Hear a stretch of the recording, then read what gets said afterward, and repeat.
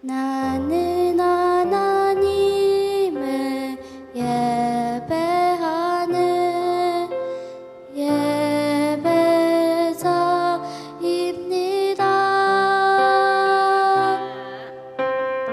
내가 서 있는 곳 어디서나 하나님을 예배합니다.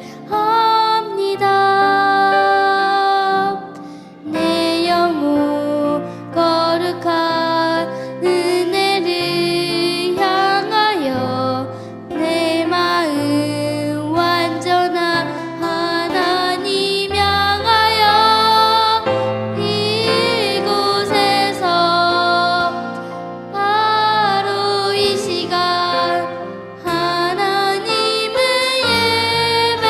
예배합니다. 내 영혼 거룩한 은혜를 향하여 내 마음 완전한 하나님 향하여 이곳에서 바로 이 시간 하나님을 예배합니다. 우리 특성은 신주의 자매님께 박수 격려 부탁드립니다. 네, 원래 이 찬양은 어린이 찬양인데요. 이 찬양을 고백할 때마다 우리 아이가 고백하는 그 고백을 함께 하면 어떨까 하는 마음이 있어서 오늘 이렇게 특송을 준비했어요. 우리에게 어린아이와 같은 그런 순전한 마음으로 고백할 수 있으면 좋겠습니다. 하나님께 깨끗함으로 온전함으로 고백할 수 있으면 좋겠습니다.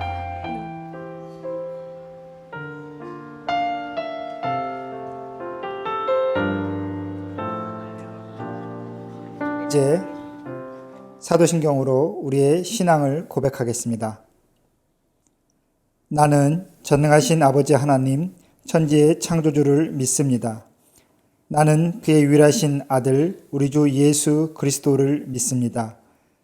그는 성령으로 잉태되어 동정녀 마리아에게서 나시고 본디오 빌라도에게 고난을 받아 십자가에 못 박혀 죽으시고 장사된 지 사흘 만에 죽은 자 가운데서 다시 살아나셨으며 하늘에 오르시어 전능하신 아버지 하나님 우편에 앉아 계시다가 거기로부터 살아있는 자와 죽은 자를 심판하러 오십니다.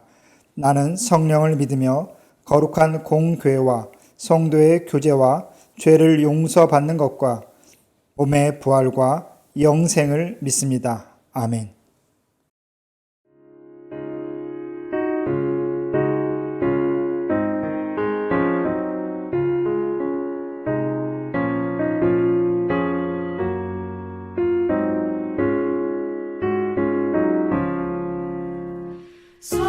사철의 봄바람 불어있고 하나님 아버지 모셨으니 믿음의 반석도 든든하다.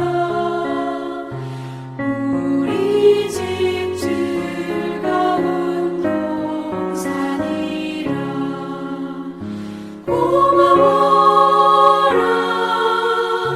임마누엘 예수만 섬기는 우리 집 고마워라 임마누엘 복되고 즐거운 하루하루 어버이 우리를 보이시고 동리들 사랑에 뭉쳐있고 기쁨과 서름도 같이 하니 한간의 조가도 천국이라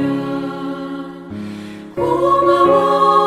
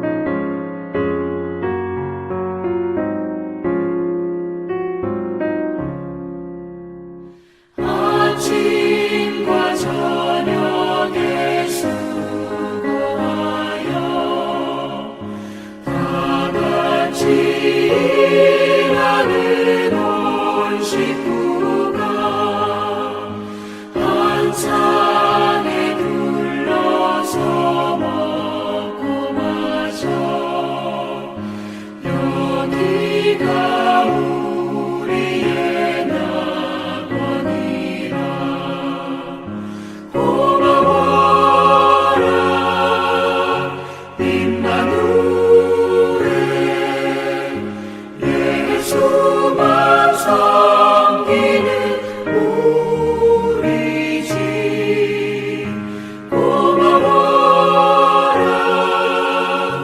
임마누엘 복되고 즐거운 하루하루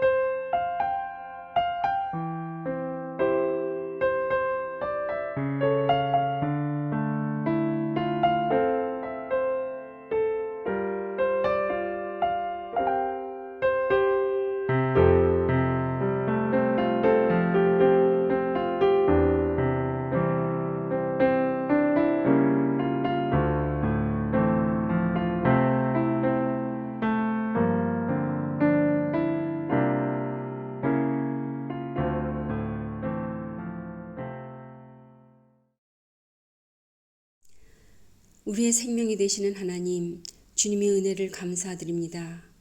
오늘 거룩한 주일, 비록 영상이지만 예배의 자리에 나오게 하신 것 감사드립니다. 우리 성도들 서로 만나지 못하고 얼굴도 볼 수 없지만 그 어느 때보다도 뜨겁고 간절하게 마음을 합하여 주님께 예배드릴 때 날마다 새롭게 하시는 주님의 풍성하신 사랑과 은혜가 우리 성도들 모두에게 함께하여 주시기를 기도합니다. 주님, 저희가 먼저 마음을 정결히 하여 이 시간 드리는 기도가 하나님 뜻에 합당한 기도가 되기를 소원합니다. 주님의 생각과 우리의 생각이 다른 것을 알지 못해 주님의 높고 오묘하신 뜻을 깨닫지 못할까 두렵습니다. 깨닫게 하시고 순종하게 하옵소서. 때로 내 영혼 깊은 곳, 표현할 수 없는 두려움과 슬픔과 아픔과 외로움이 있었을 때 주님을 신뢰하지 못하고 기도하지 못한 것 용서하여 주옵시고 모든 것 주님께 맡기고 담대하게 나아가는 성도들이 되게 하옵소서. 사랑하는 조국 대한민국을 위해 기도드립니다. 여러 가지 혼돈된 상황 중에 있는 우리나라를 불쌍히 여겨 주옵소서. 이 나라와 민족을 바라보며 슬퍼하시는 하나님의 마음을 생각하며 회개합니다. 옛날 히스기야 왕이 나라의 위급함 앞에서 여호와여 귀를 기울여 들으소서, 여호와여 눈을 떠서 보시옵소서 라며 간절히 부르짖는 기도를 드렸을 때 응답하여 주셨던 하나님, 대한민국에도 역사하여 주시기를 기도드립니다. 그리고 무엇보다 우리 모두 하나가 되기를 소원합니다. 저와 주님이 하나 되고 가족이 하나 되며 이웃과 온 나라가 하나 되게 하옵소서. 주님께서 권세 주신 대한민국의 위정자들에게 지혜와 능력을 주셔서 하나된 국민들과 힘을 합하여 경제, 정치, 안보 등 대한민국의 모든 분야가 안정되게 이끌어 주옵소서. 이 모든 일을 통하여 하나님의 영광이 이 땅 가운데 증거되기를 소원합니다. 현재 우리나라를 비롯한 세계 많은 나라에 창궐하고 있는 전염병으로 인해 고통받는 환자들과 희생된 사람들, 또 사랑하는 가족을 불시에 잃고 슬퍼하는 유족들에게 주님의 사랑이 함께 하셔서 위로하여 주시고 그 눈의 눈물을 닦아 주시옵소서. 이 전염병이 어서 소멸될 수 있도록 도와 주시옵소서. 또한 불철주야 환자들을 돌보는데 수고를 아끼지 않는 의료진들이 지치지 않도록 도우시고 건강과 위로를 주시옵소서. 우리 뉴델리 한인교회를 위해 기도합니다. 2020년 올해는 우리 교회 창립 10주년입니다. 10년 동안 뉴델리 한인교회를 지켜주신 하나님 은혜에 감사드립니다. 뉴델리 한인교회가 앞으로도 계속 하나님의 말씀이 교회의 중심이 되며 교회를 세우는 반석이 되게 하옵소서. 말씀에 의지함으로 날마다 새로워지며 순종하는 믿음의 성도들이 되게 하옵소서. 세워주신 라부성 목사님께 주님 항상 함께 하셔서 영육간의 강건함과 성령 충만함을 주시옵소서. 오늘 우리에게 주시는 하나님의 말씀을 감사함으로 받으며 주신 은혜의 감격을 맛보게 하옵소서. 우리가 몸담고 있는 인도 땅을 위해 기도합니다. 인도 전역 역시 전염병으로 인해 그 어느 때보다도 심한 고통을 받고 있습니다. 이들을 불쌍히 여기시고 이 땅의 전염병이 속히 소멸될 수 있도록 도와주시옵소서. 지금도 인도 곳곳에서 땀 흘리며 영혼을 사랑하는 선교사님들과 가족 위에 주님의 은혜가 강물처럼 흐르기를 기도합니다. 오늘 예배의 모든 것을 주님께 의탁하오니 시종을 주관하시고 영광 받아 주시옵소서. 모든 말씀 살아계신 우리 주 예수 그리스도의 이름으로 기도드립니다. 아멘.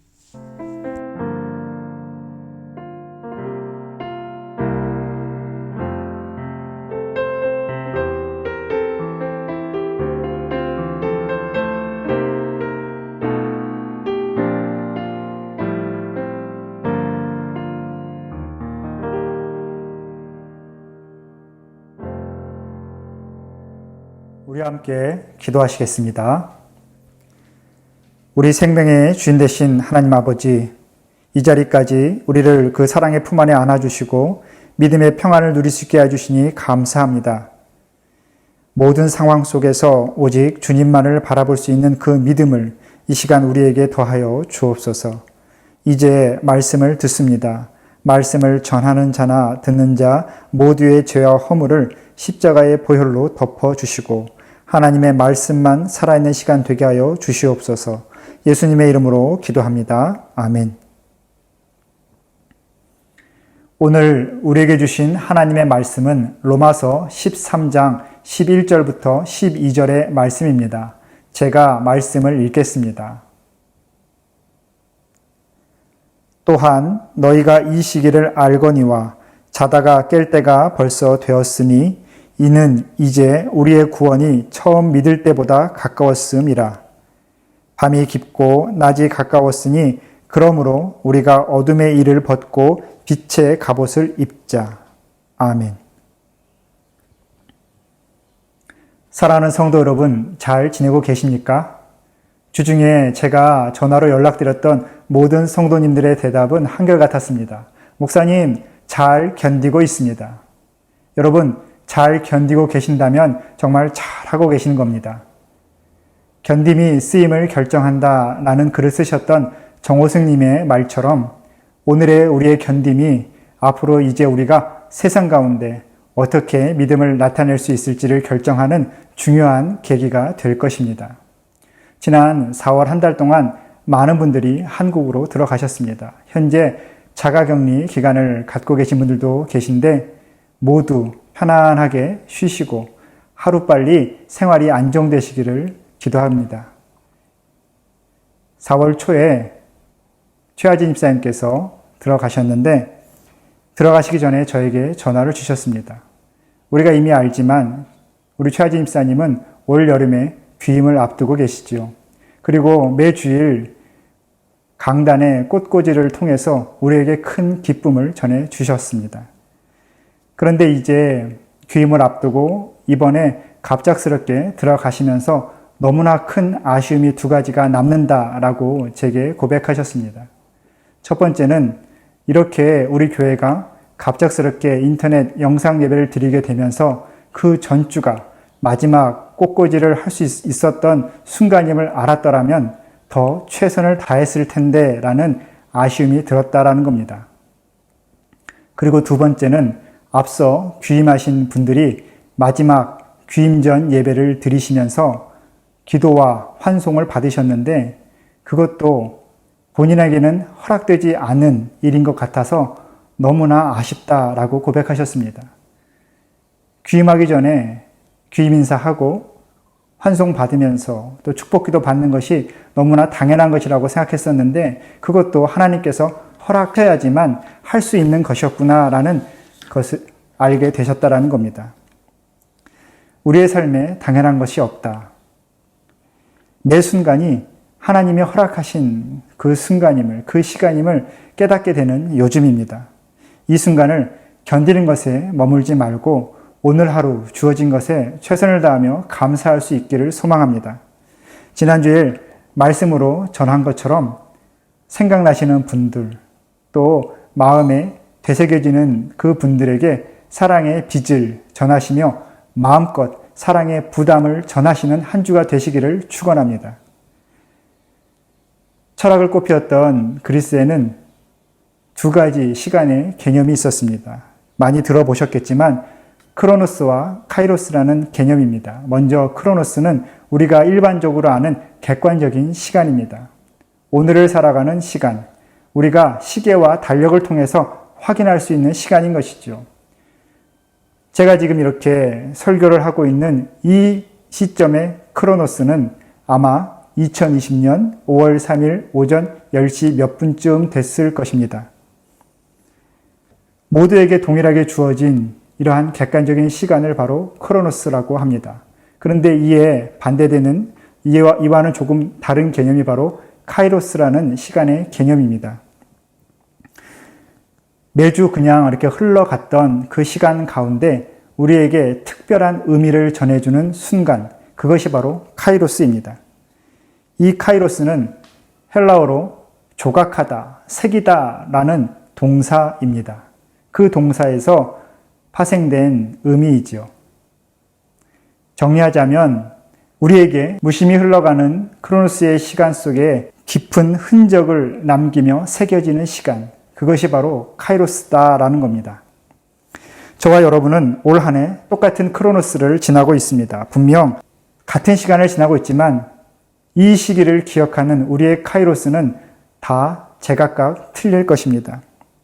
어떤 분에게는 터닝 포인트가 될 수 있고 어떤 분에게는 참으로 행복한 순간일 수 있습니다. 그리고 어떤 분에게는 정말 힘들고 슬픈 인내의 시간이 될 수도 있는 것이 바로 오늘의 카이로스인 것이죠. 그런데 오늘 본문 11절에 시기라고 번역된 이 단어가 바로 카이로스입니다. 사도 바울이 지금 너희가 이 시기를 알거니와 라고 말하는 것은 그 당시가 몇 년, 몇 월, 며칠임을 너희가 알고 있다라는 말은 분명히 아닐 것입니다. 예수 그리스도를 믿는 믿음 안에서 지금이 어떤 카이로스인지, 그리스도인들에게 어떠한 특별한 의미가 있는 시간인지를 너희가 이미 알고 있다라고 지금 사도 바울은 말하고 있습니다. 사람이 이 카이로스를 분별하는 것은 정말 중요하지요. 범사에 기한이 있고 천하만사에 때가 있다라는 전도서 3장 1절의 말씀 우리가 기억하지만 사람이 적절한 때를 알게 되면 그 인생에 실패란 없을 것입니다.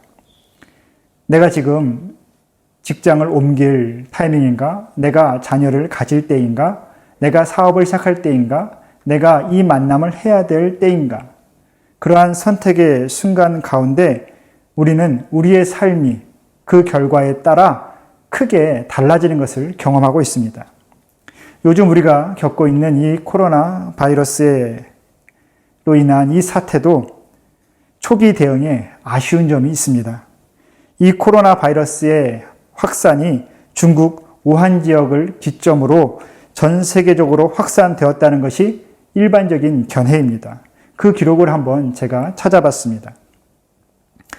2019년 겨울 중국 우한시 중심병원의 의사인 리 원양은 우연히 병원 문건 하나를 발견하게 됩니다.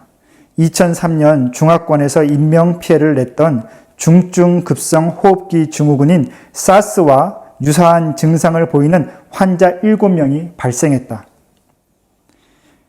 이 문건을 본 의사 리원양은 간염 확산 위험성을 감지하고 2019년 12월 30일 동료 의사 7명과 함께 SNS에 그 위험성 상황을 알리고 널리 전파하려고 합니다. 그러나 중국 당국으로부터 허위 정보를 퍼뜨려서 민심을 불안하게 만들고 이 사회에 불안증을 가중시키고 있다. 이 사회에 위험한 소문을 내고 있다라는 조사를 받습니다. 그래서 공안에 체포되어서 이 관련 사실을 계속 유포할 경우에 처벌을 받을 것이다 라는 압력을 받습니다.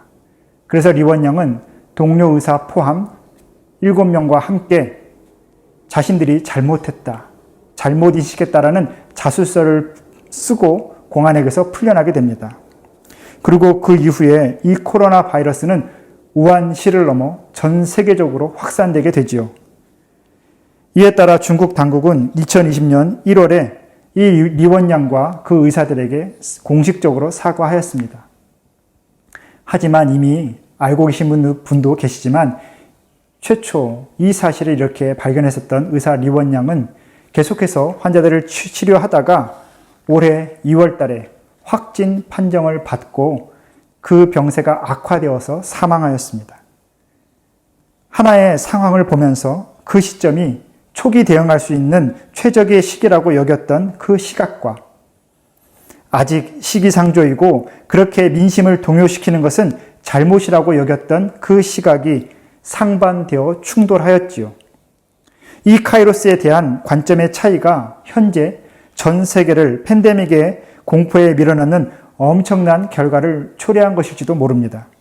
비단 세계의 역사뿐 아니라 한 개인의 역사도 마찬가지일 것입니다. 우리가 내 삶의 카이로스를 분별하고 거기에 맞는 선택을 올바로 내릴 수 있다면 우리는 분명 더 의미 있고 행복한 삶을 살 수 있을 것입니다. 하지만 그게 참 쉽지 않은 일이죠.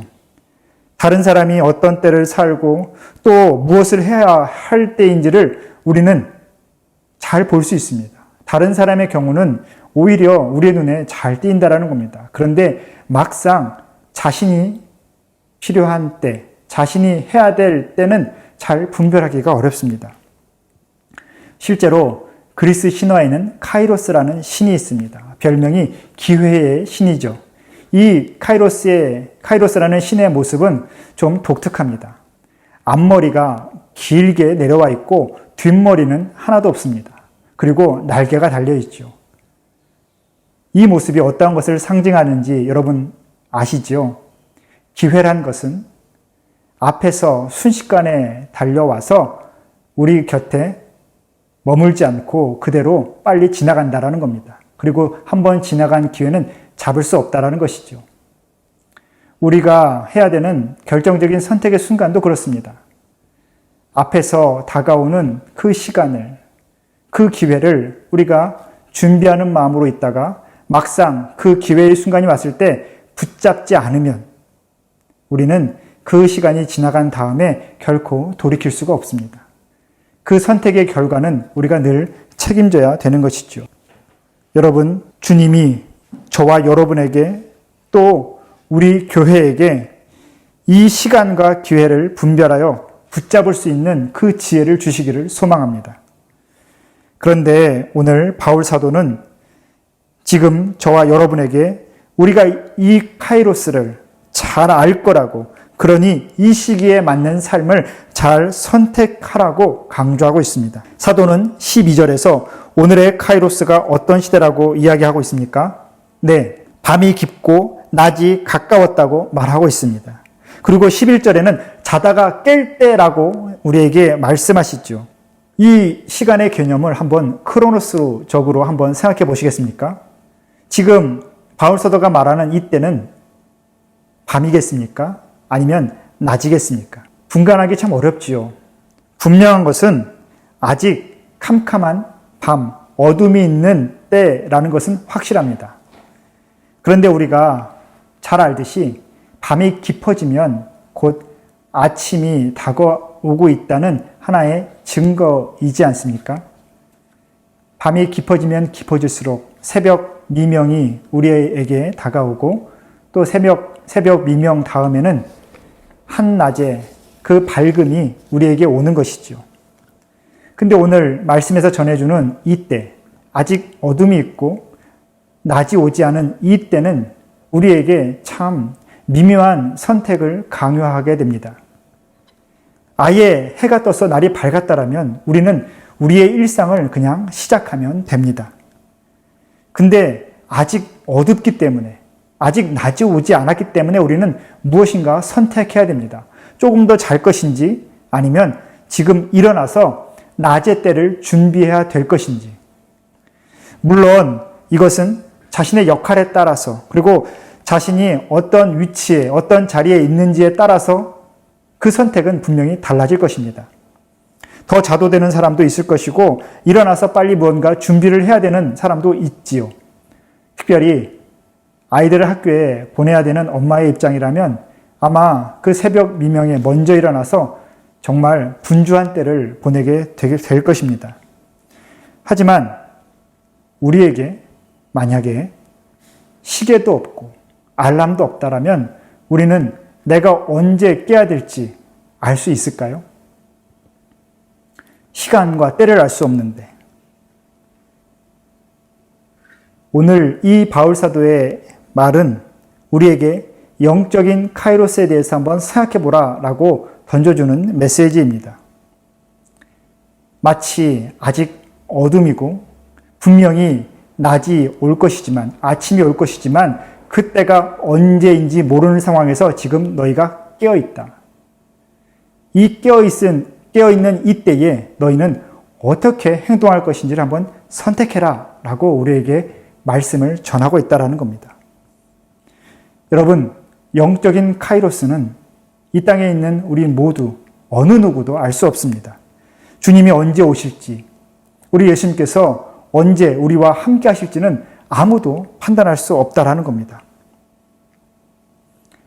오늘 말씀 중에 자다가 깰 때라는 표현이 있습니다. 여러분, 주무시다가 갑작스럽게 깨신 적 있으십니까? 아직 알람이 울리지도 않았는데, 아직 아침이 오지도 않았는데 말이죠. 일어나고 싶지도 않았는데, 마치 오늘 그리스도인의 모습이 바로 그러한 때에 일어난 사람 같다라는 겁니다. 그냥 정확한 때를 모르고 언제 주님을 만날 때인지를 모르는데 이미 우리는 믿음으로 깨어버린 것이죠. 이 현실 가운데 말이죠. 사도는 우리가 이 상황에서 어떠한 선택을 내리라고 말하고 있습니다. 어떠한 선택인가? 그대로 다시 잠들지 말고 일어나라. 아직 어두운 밤 같지만 새벽이 곧 다가오니 눈이 떠진 김에 일어나서 아침을 준비해라. 한낮의 일을 지금 빨리 준비해라. 세수도 하고 옷도 입고 나갈 채비도 하고 사람들을 만날 준비도 하면서 자신의 일을 지금 준비하라라고 우리에게 바울사도는 말을 전하고 있습니다. 물론 여러분, 이것은 하나의 영적인 은유입니다. 그냥 부지런해라. 조금 있으면 새벽이 오니까 하루를 빨리 시작해라. 너희를 근면하게 살아라. 이런 메시지를 전하는 것은 분명히 아니다라는 겁니다. 오늘 바울사도는 단순히 부지런하게 사는 것이, 근면하게 무엇인가 준비하는 것이 중요하다라는 그 말을 우리에게 전하고 싶은 것이 아니라 이미 시작되어 다가오는 구원의 때, 그 영적인 카이로스를 분별하고 살아내야 되는 그 과제가 우리 안에 있다라는 겁니다. 세상은 여전히 지금이 밤이라고 이야기하고 어제와 마찬가지로 오늘도 여전히 어둠의 때라고 우리 성도들에게 이야기하고 있습니다. 하나님의 나라는 아직 우리에게 오기까지 멀리 있다. 구원, 새로운 생명, 영적인 회복, 기도의 때, 이 모든 것은 아직 이 어둠이 있는 이 세상과는 어울리지 않는 것이다.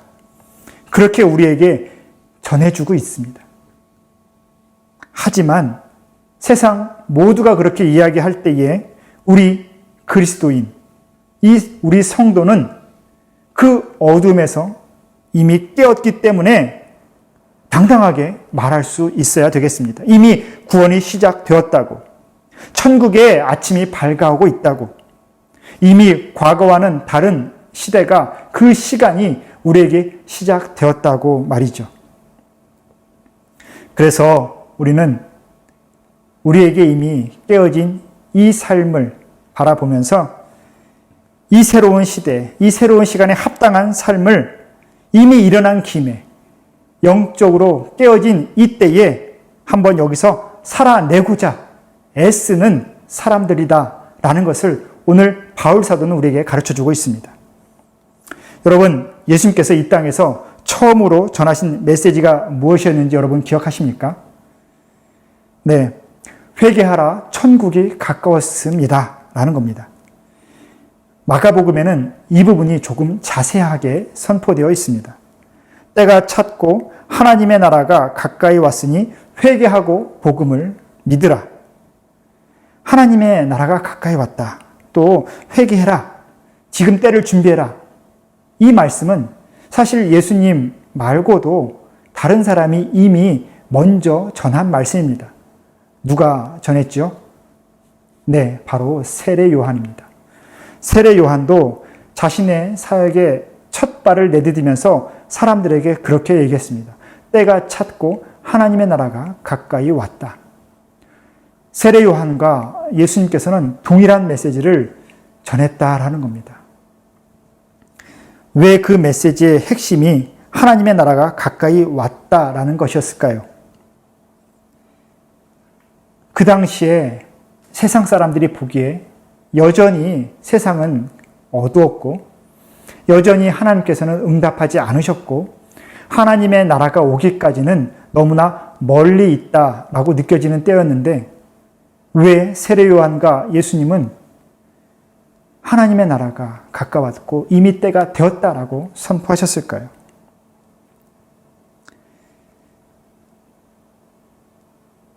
여전히 어둡고 여전히 소망이 없고 여전히 세상은 아무것도 달라진 것이 없지만 우리 주님은 천국의 카이로스가 시작되었다라고 선포하셨습니다.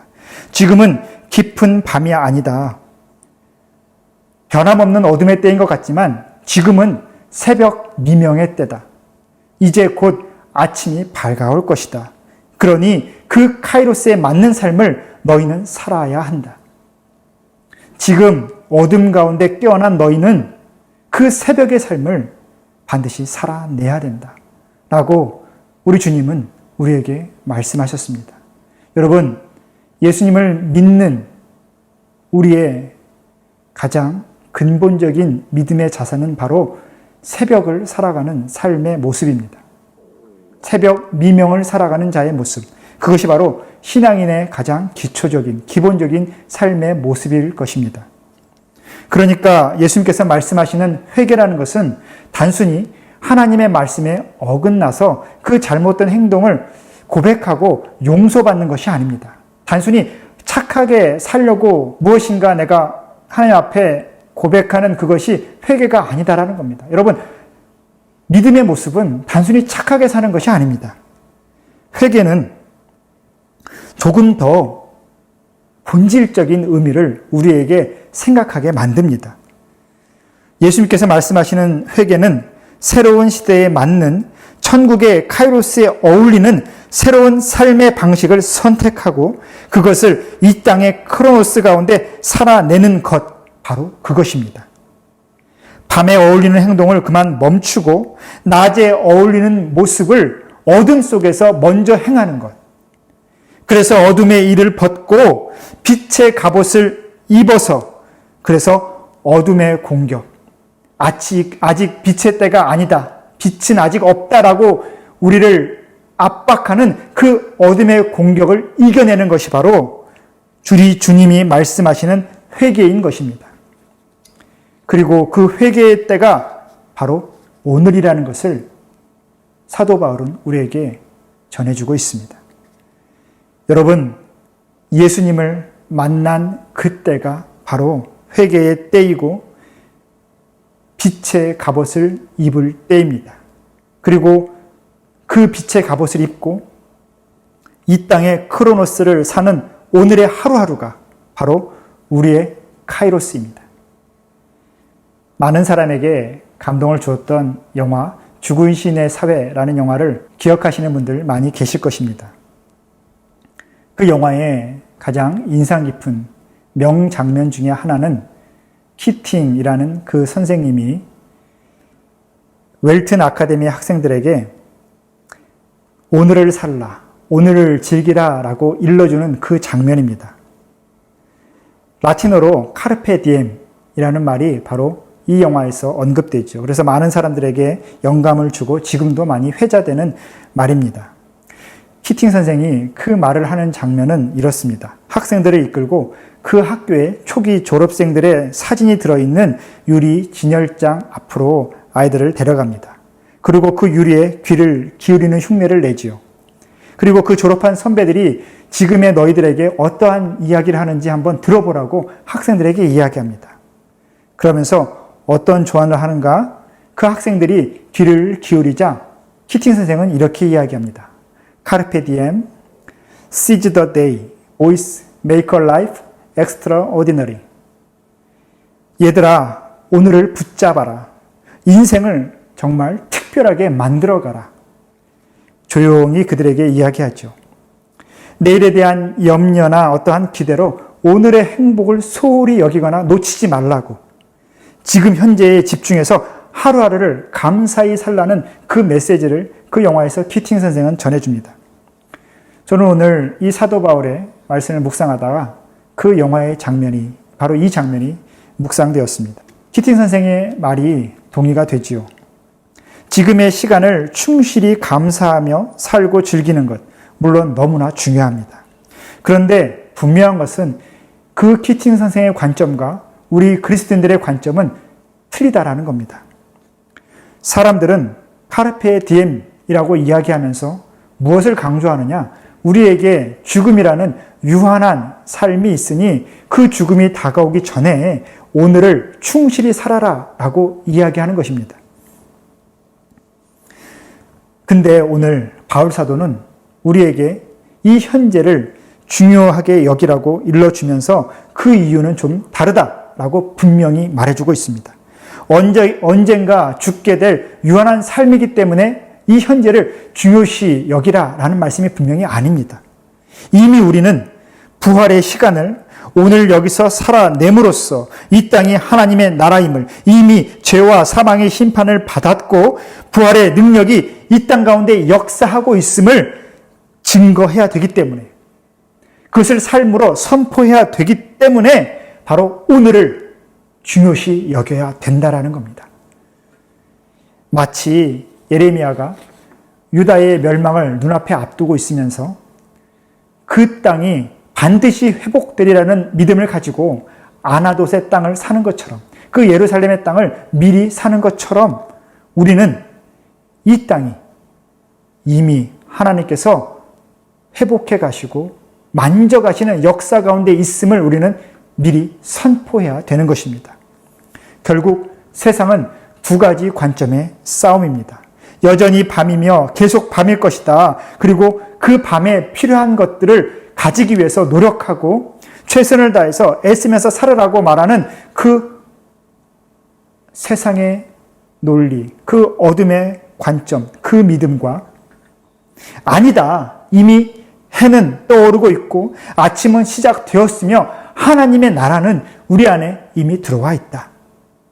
그래서 우리는 회개하고 하나님의 나라에 맞는 삶을 지금 이 땅 가운데서 살아내야 된다라는 그 믿음. 이 두 가지 믿음이 충돌하는 시대를 살고 있는 바로 오늘이 바로 우리의 현실입니다.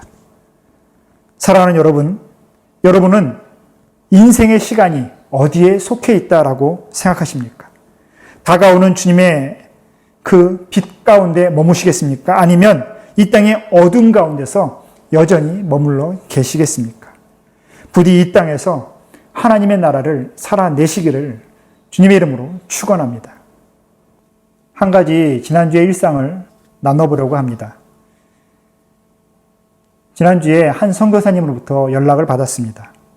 선교사님이 사역하시는 곳과 사시는 곳이 멀리 떨어져 있는데 락다운으로 이동이 통제되다 보니 벌써 2달째 그곳을 찾아가 보지 못한다라고 하셨습니다. 사역하시는 그 지역의 사람들은 하루 벌어 하루 먹고 살아가는 그러한 사람들인데 락다운으로 인해 대부분이 일자리를 잃어버려서 생계에 극심한 어려움을 겪고 있다고 합니다.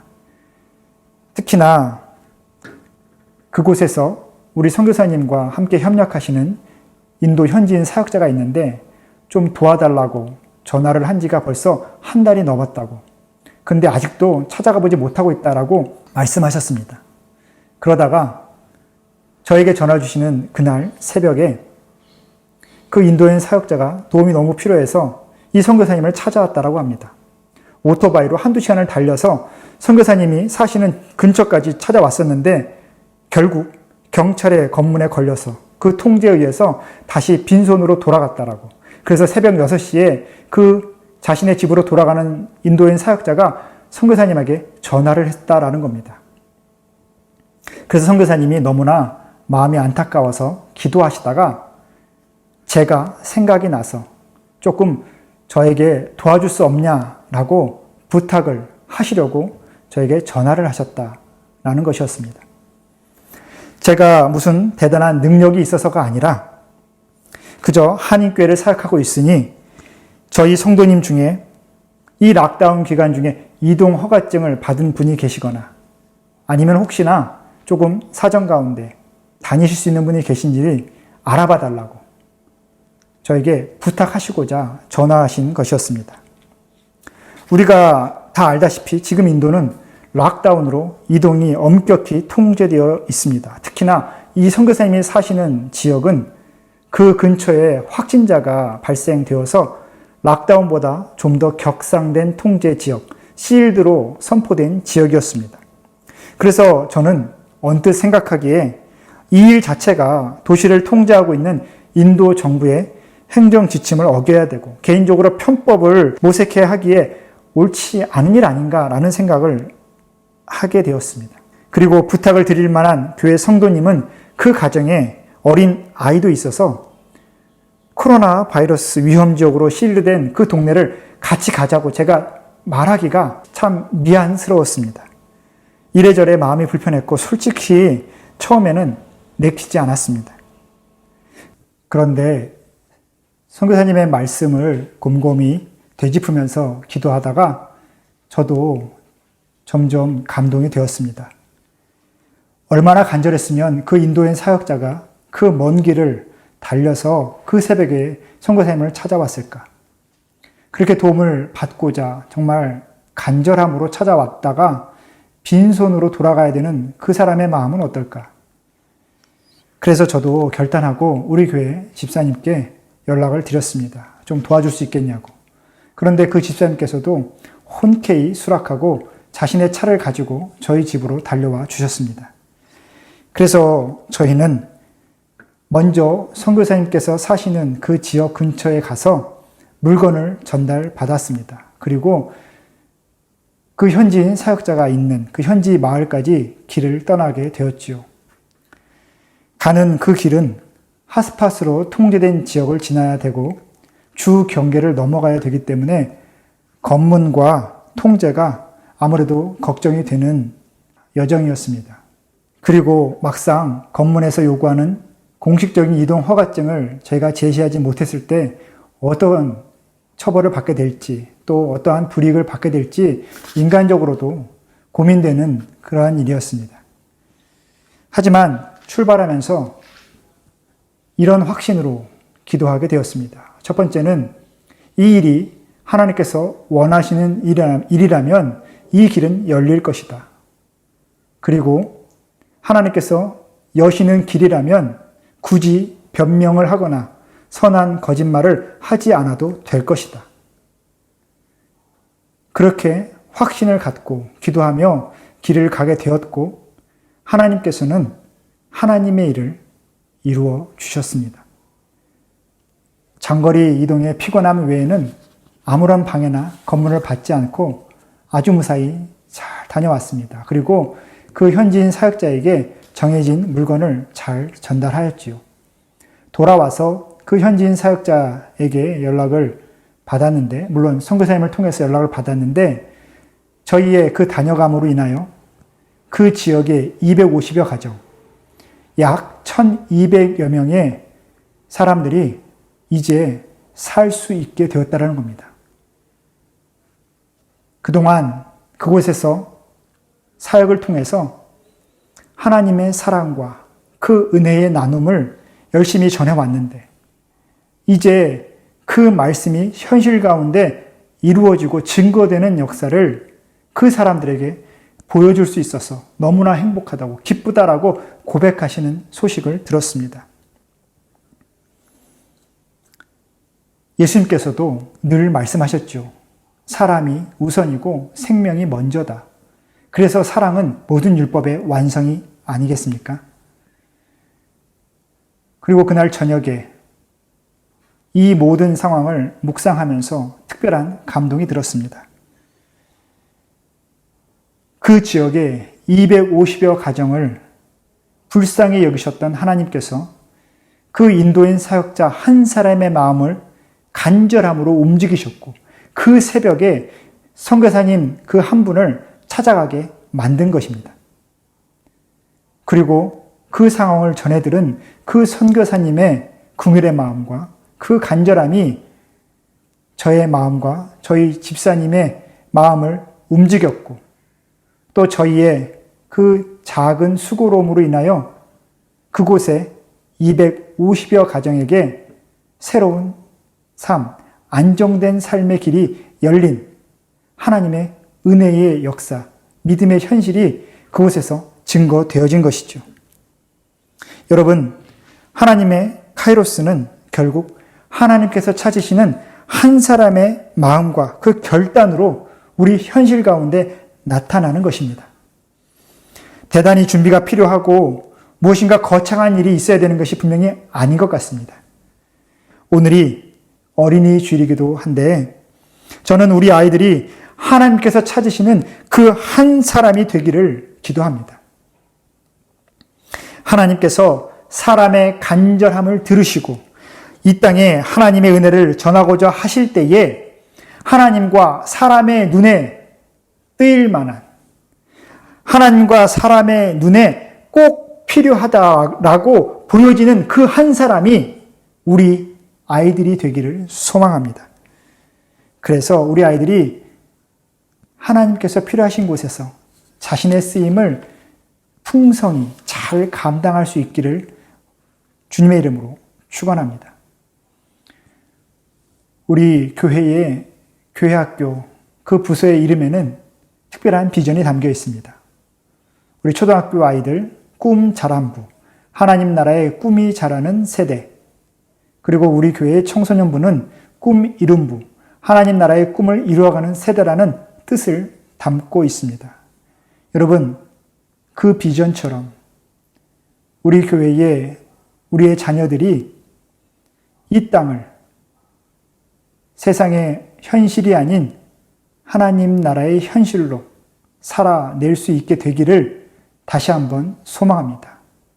이번 한 주 동안에도 주님의 풍성한 은혜가 우리 가운데 가득하기를 주님의 이름으로 축원합니다. 우리 함께 기도하시겠습니다. 우리가 살아가는 이때가 하나님의 시간 속에 있음을 고백합니다. 우리에게 주어진 오늘이라는 이 순간이 하나님의 일상으로 기억되길 소망하오니 우리에게 깨어있는 믿음을 주옵소서. 특별히 우리 자녀들을 위해서 기도합니다. 우리 자녀들이 하나님께서 이 땅을 궁휼함으로 살피시며 은혜의 손을 펼치시려 하실 때에 하나님께 쓰임받는 아이들이 되도록 주님 도와주시옵소서. 좁은 시야로 자신만의 삶에 주목하는 것이 아니라 이 땅에 하나님께서 품으시는 것을 볼 수 있는 믿음의 눈을 가진 우리 아이들이 되게 하여 주시옵소서. 그리고 한 걸음 더 한 걸음 더 이웃을 향해 나아갈 수 있는 그 용기와 은사와 능력을 우리 아이들에게 풍성히 부어 주시옵소서. 무엇보다 하나님을 사랑하고 주의 모든 이들을 진실하게 사랑할 수 있는 우리 아이들이 되게 하여 주시옵소서. 그리고 우리 육신의 부모, 영적인 부모된 우리 모두가 경건한 어른의 모습으로 이 교회에서 믿음의 삶을 살아낼 수 있도록 주님 이끌어 주시옵소서. 예수님의 이름으로 기도합니다. 아멘.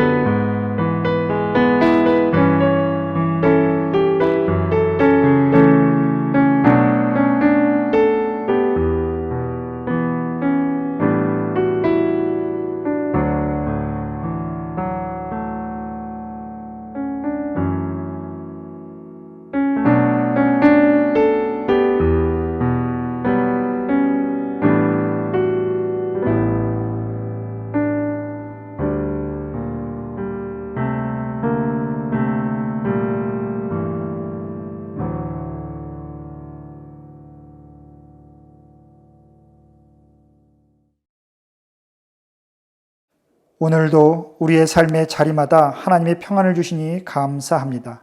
살아가는 모든 순간이 하나님의 은혜임을 고백하며 이 시간 봉헌 드리오니 기쁘게 받아주시고 이 믿음의 순전함을 기억하여 주시옵소서. 하나님께 드리는 이 예물이 구원의 은혜를 입은 자의 드림이며 내 삶의 주인 되신 하나님 앞에 당연하게 감사함으로 드리는 것임을 깨닫게 하여 주시고 자신의 물질을 구별할 수 있는 그 믿음도 더하여 주시옵소서. 그리하여 광야의 길을 헤쳐 나아가면서 하나님의 임재를 경험하고 모든 상황의 필요가 넘치게 채워졌던 이스라엘의 역사가 우리 모든 교회의 성도들에게도 임하게 하여 주시옵소서. 예수님의 이름으로 기도합니다. 아멘.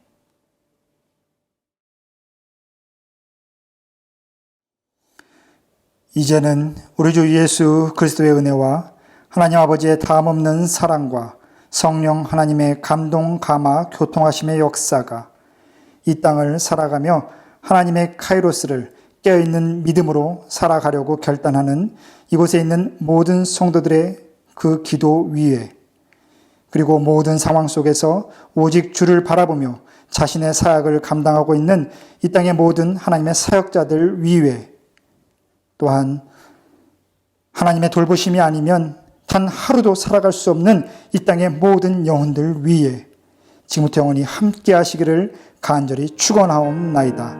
아멘.